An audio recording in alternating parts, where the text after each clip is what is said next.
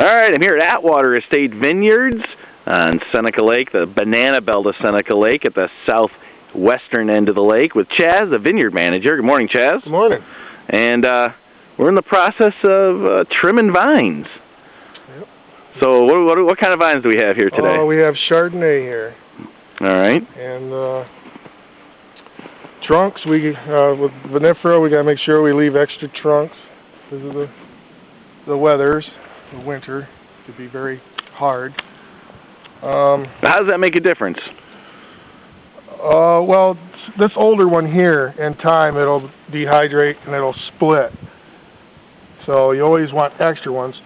And there's been times where the weather's really bad, and this one will die. So you always want to make sure you got extra ones. Oh, okay. So it's your backup vine. Backup vine. So if the one dies, it cracks and dies for whatever reason, you can just chop that off, and you still got a vine in the same place. Yep. All right. This one here doesn't quite have a renewal going.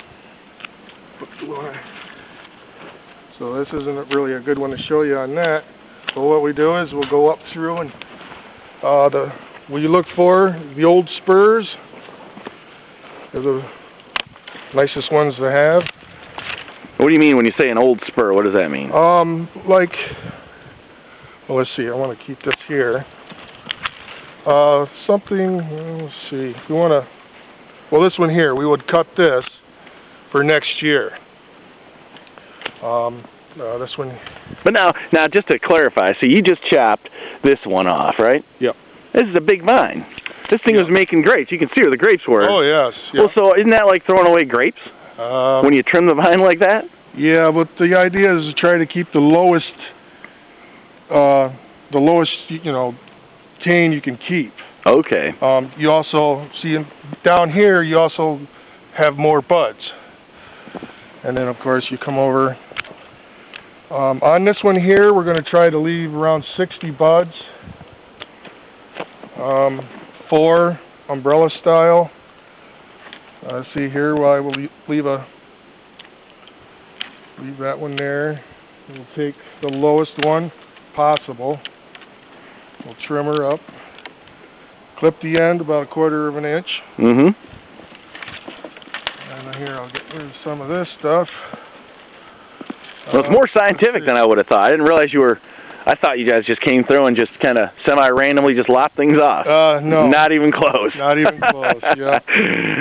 So you're counting the number of smaller limbs you got coming up. Yeah. You're counting the number of buds, I guess right? Yeah, potential buds. Let's see, like with this one here, we got extra here. We don't want this. After I get this cleaned up, we can see it a little better. Well, see here, I've done this one. Yep. 1, 2, 3, 4, 5, 6, 7, 8, 9, 10, 11, 12, 13. 15. Mm-hmm. So 4 of these at 15. That's your 60. Yep. And then, I'm not counting the spurs, but you always want a little bit extra for winter damage. We might lose 10%, possibly even more. It depends on the weather. Now, let's say, hypothetically speaking, again, because I'm looking here at the ground, and the viewers are seeing you're chopping off a whole lot of stuff here. I mean, you're chopping off some big, thick hunks. It is a massive haircut. Yeah. What if one year you guys just said, the heck with it, we're not even going to trim them at all? What's the downside to that? Way too many buds. And how's that bad? Because more buds would mean more grapes, wouldn't it? Yeah, it would mean more grapes, but you're gonna hurt the vine. It's producing more than what it can really handle, and that's the other thing we also look at is how the vine looks. They go by weights. Usually we'll come in here, we'll trim one up, we'll take all this stuff here, and we'll weigh it. Vinifera, for the first pound, you usually leave 20 buds, and every pound after that, you can leave 20 buds. Hybrids, natives are different. They all have their own amount that they can handle. These here look really nice. We're getting around 2.5, 3 pounds, so they can handle the 60. But if I came to a vine that I got like a half a pound to a pound, then I'd want to leave 20 buds to keep the vine healthy. Okay. Yeah, you don't want to stress the vines out. That's not good, because then the following year, you're just going to have a problem. Okay, and I noticed too that one you just trimmed there at the end, you kind of bent it around. Yeah. What were you doing that for? Just so I have an idea of, because it's going to be umbrella style. The idea is, well, see, I have this. Let's clean this up a little bit. See, that's a nice one there. That's really low, but I'll spur that.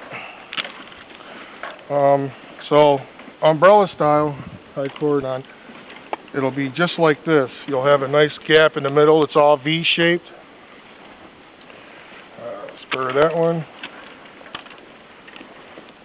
Holy cow! This is like a crew cut. It's like Army style here with the vines. I had no idea how much you guys lopped them off. Oh, you definitely get faster doing 40+ acres. Yeah, I bet.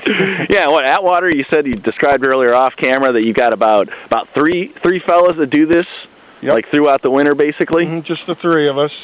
2 right now full-time. The other one kind of part-time. And you basically kind of do them by the grape, right? So you were describing to me at the beginning of the winter. You don't do it till the winters come. Right. In the beginning, you could do the hybrids. Because they're tough, right? Excuse me. They're the toughest. Right. Then it's the hybrids. Vinifers, usually the best thing to do is wait to the very end, like April. You do your bud test. Shows you how many buds are dead, and then you can go from there, leave extra. With our vinifera, we'll leave an extra cane. Our vinifera is on the VSP system, and that's 4 canes. I'll leave a 5th for security reasons. Just in case. Just like I did last year, which I was glad I did. Because it's easier to go through later and clip that one off than it is to have less grapes. Yeah. Gotcha. You got anything else to add to all this, Chaz? No. All right, I think we covered it. Once again, the before and after, I should have taken a picture, because it's amazing how much you just stripped. And this is normal. This is what you do with all of them pretty much, right? Yeah, and the other thing, too, is when we go through and tie them up, we want to make sure that these are spread apart for airflow or sunlight. Sunlight, yep. All right, Chaz. Well, again, Chaz, Vineyard Manager here at Atwater Estate Vineyards, in a beautiful winter day here in the Finger Lakes region, and reminding people, as we always try to, that the wineries are open in the winter. So, best time of year to come out, and folks like Chaz are in the tasting room, and a great way to learn more and enjoy the wine. So, again, thanks, Chaz. You're welcome.